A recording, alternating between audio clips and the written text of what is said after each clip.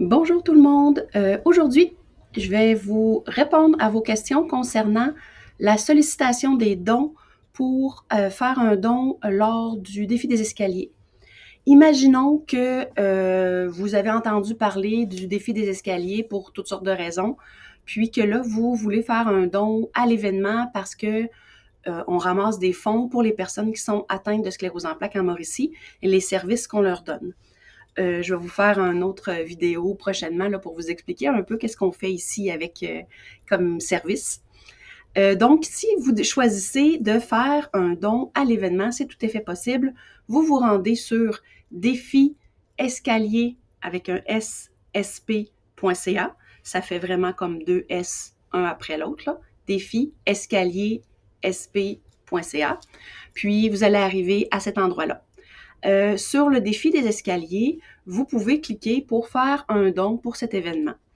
Quand vous arrivez à cette étape-là, il vous demande si vous préférez pas plutôt donner à une équipe ou à un participant. Parce qu'en réalité, si vous connaissez des gens qui font ce défi-là, nous, on vous encourage à aller les motiver en faisant des dons dans leur équipe ou dans leur pour leur personne. Par exemple, si vous cherchez l'équipe EPIC, puisque notre équipe est inscrite, n'est pas inscrite, on va aller chercher Liliane d'abord. J'ai pas fait d'équipe, ça a l'air. Voilà, Liliane est là. Alors à ce moment-là, vous pourriez cliquer sur faire un don. Et puis à ce moment-là, le montant du don, vous marquez ce que vous voulez, mettons 20 $. Là, vous pouvez choisir, si vous le désirez ou pas, de couvrir les traitements parce que là, vous constatez, on passe par la plateforme Donor Drive et cette plateforme-là exige un montant pour couvrir le frais de transaction. Si vous ne couvrez pas le montant de transaction, c'est l'organisme qui doit payer le montant. Fait que vous faites ce que vous voulez. Moi, généralement, je dis oui.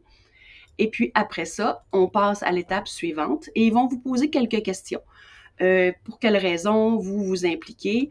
Vous pouvez choisir tout ça ou simplement cocher « je préfère ne pas répondre », peu importe. S'il s'agit d'un don d'entreprise, fait au nom d'une entreprise, c'est important de cliquer là. Dans mon cas, en ce moment, c'est pas le cas. Ensuite, ils vont nous demander de quelle façon on veut pouvoir aller payer. Et puis là, cliquez sur carte de crédit. Ils vont vous demander tous vos renseignements personnels parce qu'il faut avoir la même adresse. Votre adresse et la carte de crédit doivent correspondre. Ensuite, voilà, facture de facturation. Je n'irai pas jusque-là pour nécessairement faire de dons. Alors, je vais aller vous montrer. Il y a d'autres façons également. Si vous choisissez de faire un don pour cet événement et que vous connaissez une équipe, moi, je connais une équipe qui s'appelle BNI Trois-Rivières Premier. Normalement, il devrait sortir. Alors, vous voyez, il y a plusieurs personnes inscrites dans l'équipe de BNI Trois-Rivières Premier. Vous pouvez aller cliquer sur l'équipe pour faire un don pour l'équipe, si vous préférez, mais vous pouvez aussi faire un don à chacun des individus ou à plusieurs des individus. Donc, vous voyez, là, il y en a quelques-uns qui sont inscrits pour pouvoir amasser des sous. À ce moment-là, c'est assez simple. Vous cliquez sur « Faire un don ». Ça va donner la même chose que tout à l'heure, donc le montant que vous voulez inscrire, traiter les frais, donner. Ils vont vous demander la raison pour laquelle vous faites ça. Si c'est un don d'entreprise, ça va être important de l'indiquer. Ça va vous demander le nom de l'entreprise et nous, on va avoir le nom de l'entreprise pour pouvoir, au lieu d'être que ce soit, c'est ça. Fait que mettons, on dit entreprise zone santé 3R, je sais pas. On va continuer. Puis là, il vous demande. Fait qu'autrement dit, c'est le même principe. Vous prenez la carte de crédit à ce moment-là de l'entreprise.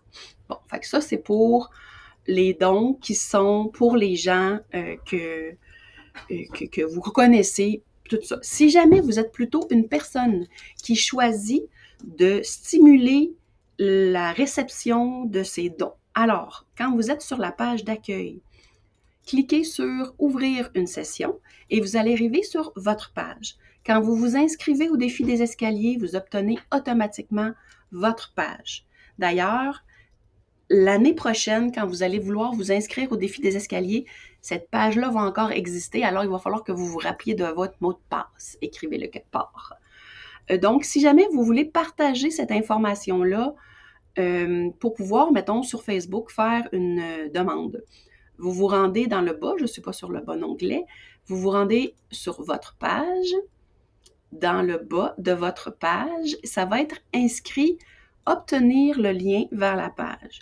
Vous cliquez là-dessus, vous copiez le lien dans le presse-papier et ensuite, vous vous rendez sur Facebook. Et là, vous inscrivez un beau petit message du genre «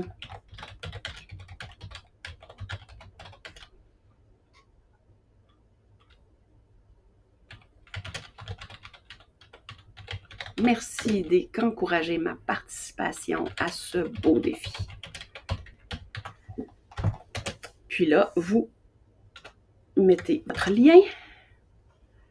Là, vous voyez, il va sortir nécessairement l'image générique qui vient avec le lien. Vous n'êtes pas obligé de mettre ça, là. Vous pouvez mettre une photo de vous avec votre ami qui a la SP, ou en tout cas, de toute façon, je ne le ferai pas, là, mais dans le sens que vous pouvez changer votre photo et après ça, cliquer sur publier comme vous le feriez pour n'importe quel autre. Je vais juste effacer tout ça pour pas que ça parte parce que en réalité, moi, je vais être au défi des escaliers, mais je ne vais pas courir dans les escaliers, je vais être très occupée à faire tout plein d'autres choses.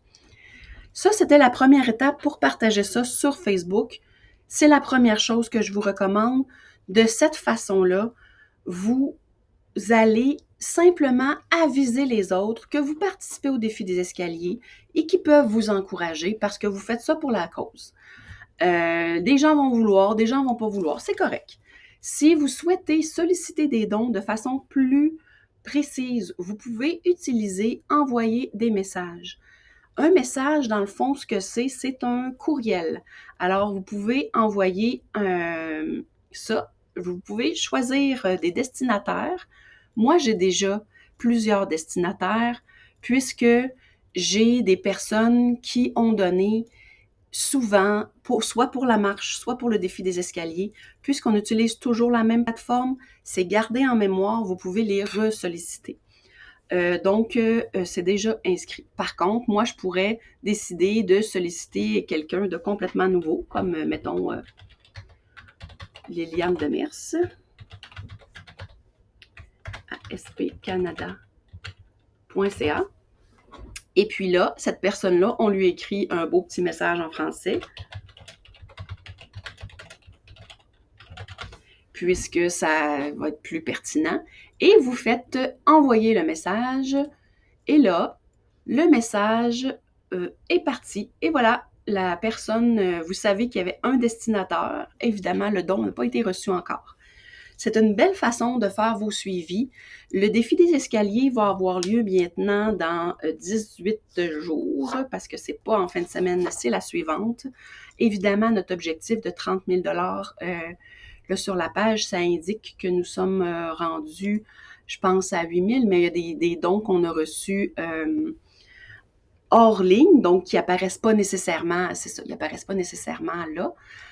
Puis si jamais vous recevez des dons hors ligne, puis que les personnes y aimeraient ça avoir des reçus aux fins d'impôt, dans les ressources qui sont ici, en plus de tous les circuits, vous avez les formulaires que vous pouvez consulter. Et puis là, cela, ici, participant, là, c'est pour dire, vous êtes qui, pour qu'on sache que ce don-là va dans votre collecte de fonds. Puis ensuite, vous écrivez le nom, les coordonnées de votre donateur, combien qu'il vous a donné, et nous, on va pouvoir s'occuper de lui émettre un reçu aux fins d'impôt. Ce formulaire-là, c'est la vie, c'est ce qui fait que ça fonctionne. Il faut faire attention de ne pas faire d'erreurs dans les adresses. Il faut bien entrer les coordonnées des gens.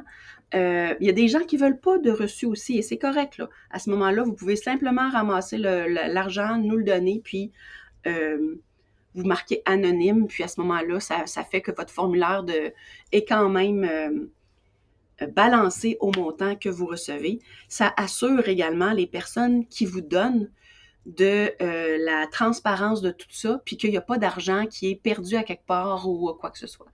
Donc, je vous recommande ça, puis on se voit très bientôt pour une autre vidéo.